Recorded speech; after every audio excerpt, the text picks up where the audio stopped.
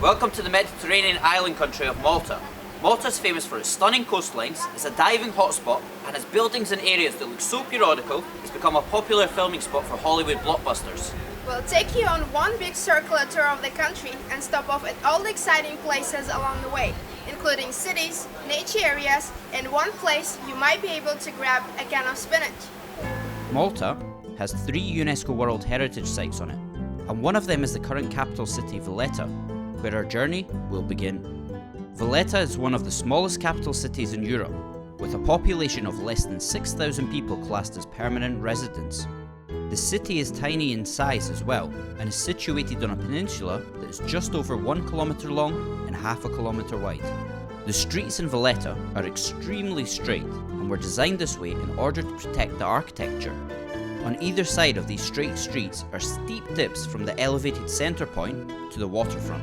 Valletta was once described as being built on a hog's back, as at some points it is so steep that stairs replace the roads.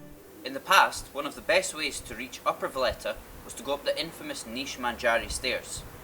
Although the quickest route, these stairs were often avoided due to it being the haunt place for beggars who would prod and pull at passers-by.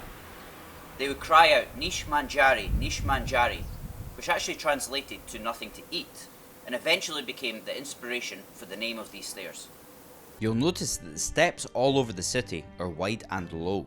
This was so that knights in the city could commute on and climb the stairs with ease while comfortable on horseback. As you walk down Republic Street and many others, you'll notice balconies popping out from almost every building. The origins of this tend to have many different theories.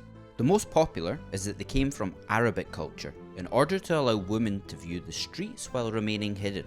However, other stories say they began in order to show one's social class. The better the balcony, the richer you were. And some say it was simply to allow an extra breeze in during the hot summer months. You'll notice that the buildings all have a golden hue to them. This is due to the fact that they are built using limestone, a rock that over time and much sunlight turns this beautiful colour. This has made Valletta a popular filming spot for periodical Hollywood blockbusters, since it still looks like it's in the Middle Ages. Scenes from Gladiator, Assassin's Creed, Game of Thrones, and more have all been filmed on this tiny spit of land. Interestingly enough, the buildings and houses all have their own name.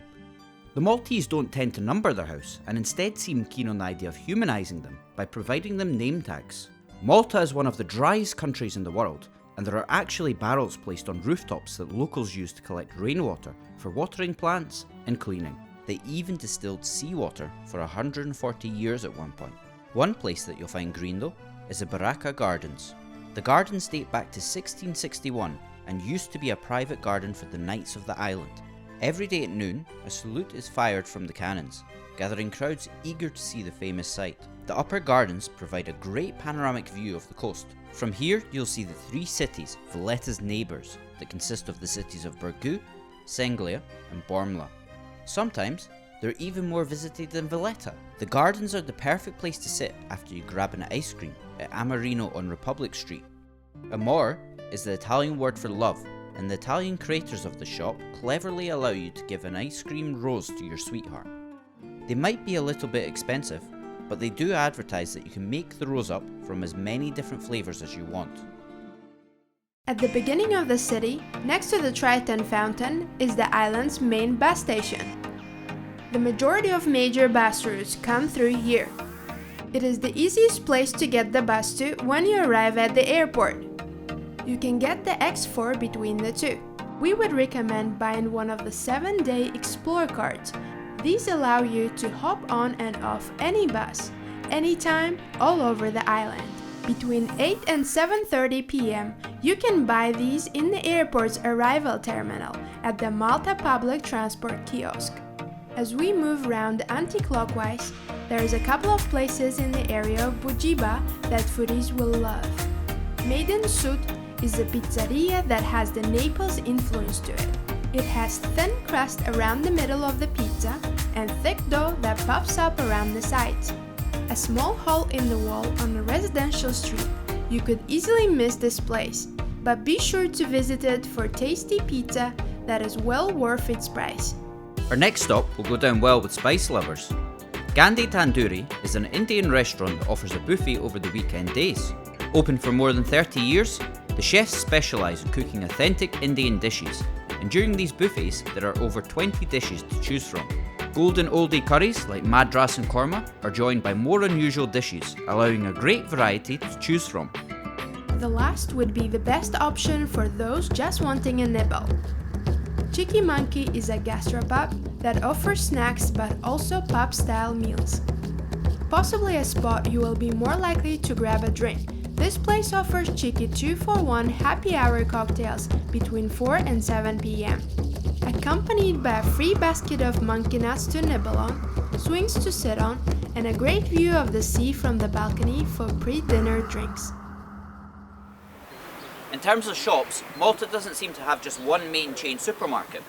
Instead, you'll find lots of little shops like the one you see behind me, where you can pick up your daily groceries.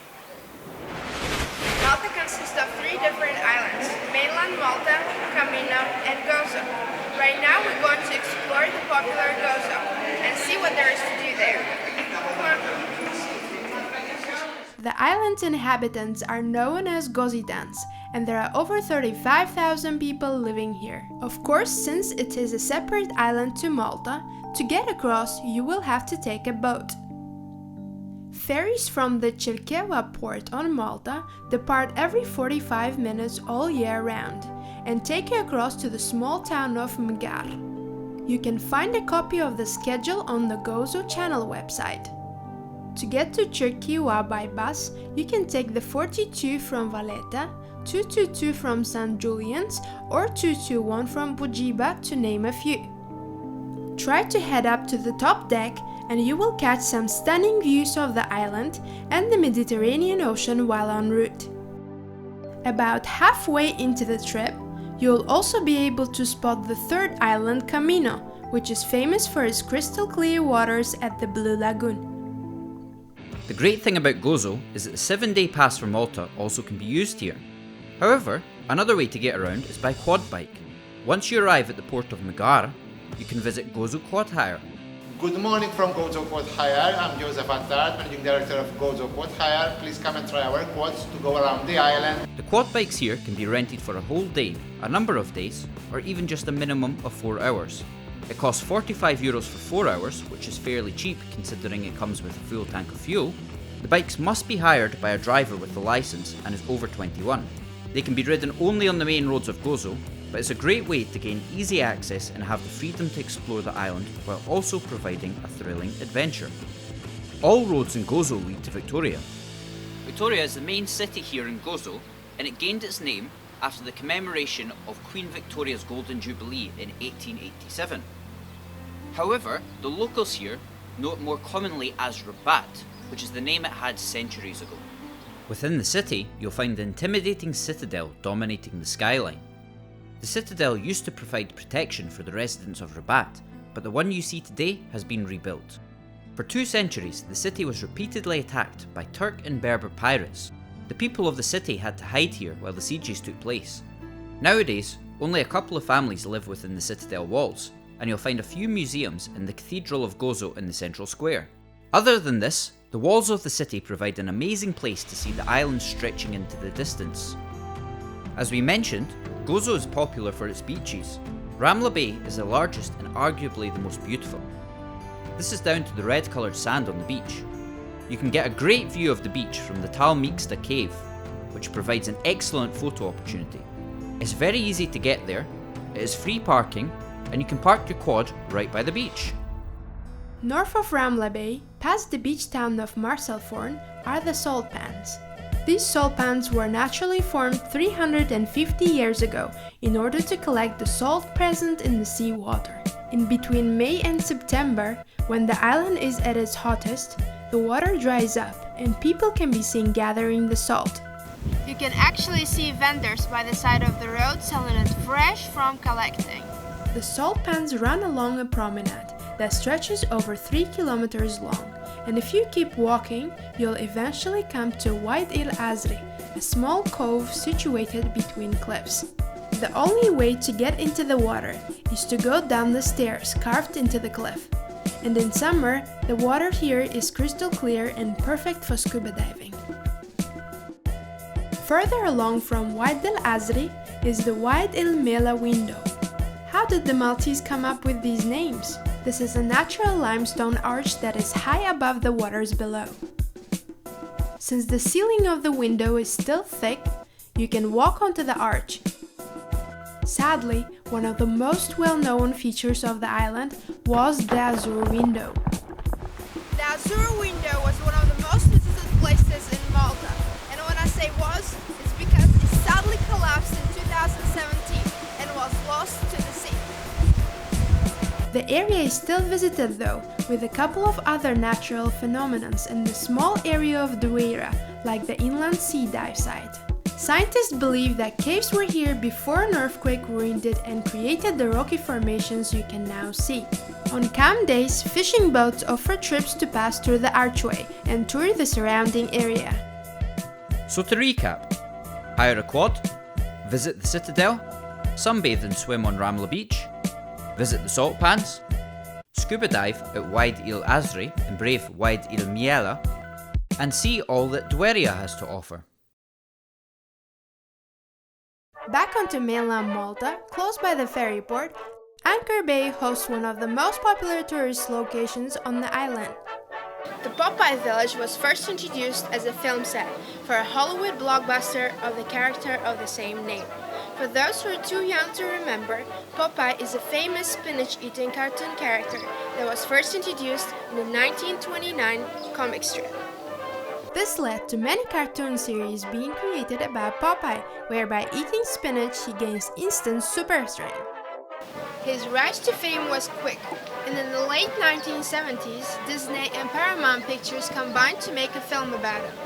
The film follows Popeye's quest to find his lost father in the small town of Sweet Haven, and all the filming was done here in Malta. The Popeye Village that you see here was entirely built from scratch to act as the set for the movie. The film companies went to great lengths to make sure the set looked authentic. Tree trunks were driven from the Netherlands and wooden shingles were imported all the way from Canada. The bay itself also had a 200 to 250 foot breakwater constructed around it to protect from the high tides that could batter the bay. Once you walk into this mesmerizing village, you will be welcomed by Popeye himself and his merry band who will guide you and entertain your journey around. There's lots more to do in the village as well, and you can enjoy boat rides around the bay, water trampolines, and even an outside winery that offers free wine tasting. In the centre of the island is the medieval town of Mdina. This town is completely fortified within walls and was built as a strategic military point due to the views it provides of the surrounding areas. It actually used to be the capital of Malta, until the Knights of the Island arrived in 1530 and eventually changed it to Valletta. The town is truly magical and there is a great element of peace, making it the perfect place to explore the narrow streets and alleyways. This peacefulness is mirrored by the fact that it is known as the Silent City. Silence is something the residents take seriously, and you can see signs around it asking visitors to keep silent. The town has few inhabitants and a small population of only 250 people. No cars are allowed within the streets, other than those of a small number of residents that own one. The town is very much residential orientated, and there aren't many places to stay other than boutique hotels. In the church and monastery of St. Peter live 20 nuns in isolation. They spend the entirety of their life here, dedicating it to prayer and the gardens. Even in death they remain here, being buried in the crypts. There are 3 entrances to the city, with the majority of people going through the main gate. This actually wasn't the original entrance to the city, but had a bridge built in order to connect with the neighbouring city of Rabat and allow the cars access to it. As you pass through the gate, you'll find the Mdina dungeons on the right hand side, where you can find out what life as a prisoner of the city used to be like. There isn't much to do in this small town, but it is a place you should definitely visit for great photographs and to get lost somewhere that has a true medieval feel to it, even to this day.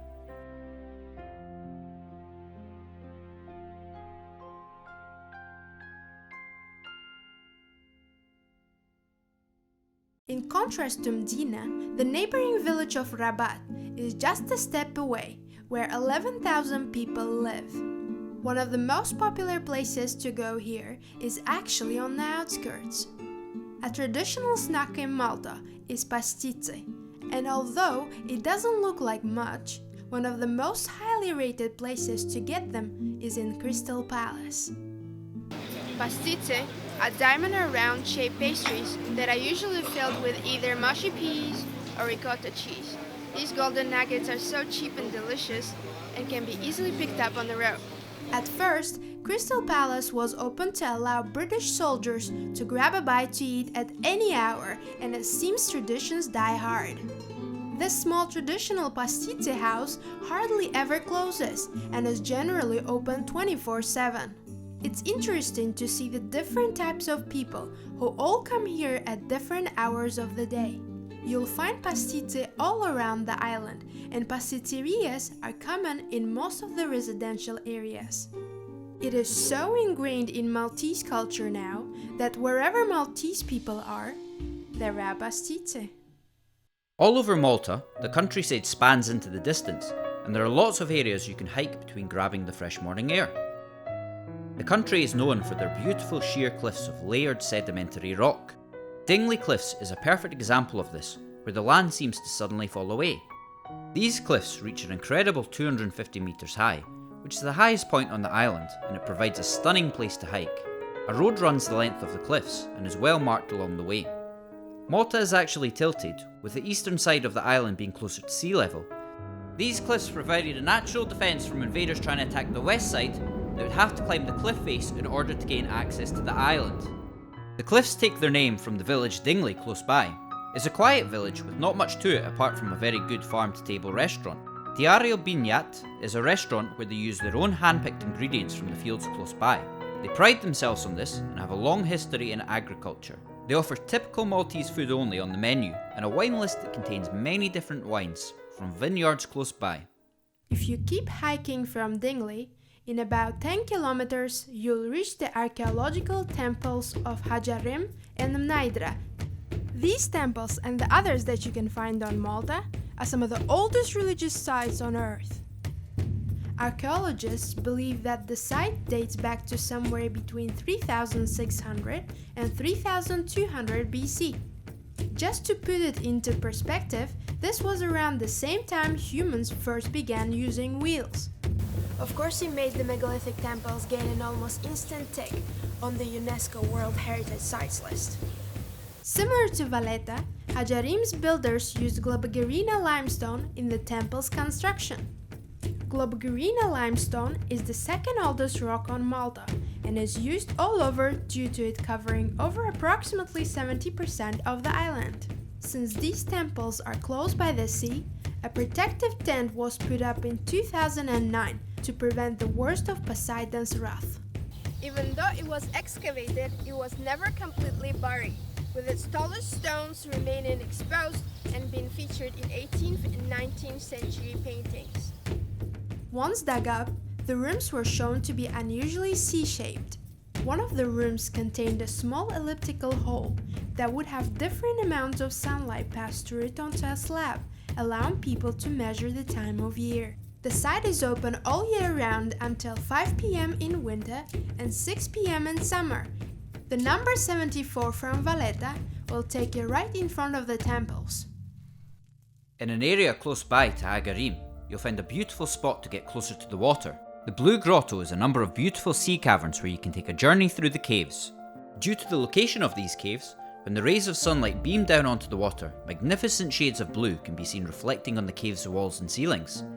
When the sea is calm, trips through these caves are performed by the Malta Blue Grotto boat, the same Maltese boat used for fishing in the area. Tickets can be purchased at the local booking office. We hope you enjoyed your stay in Malta. Don't forget to subscribe to our channel below for all the tips and tricks of many more hidden places that we will explore.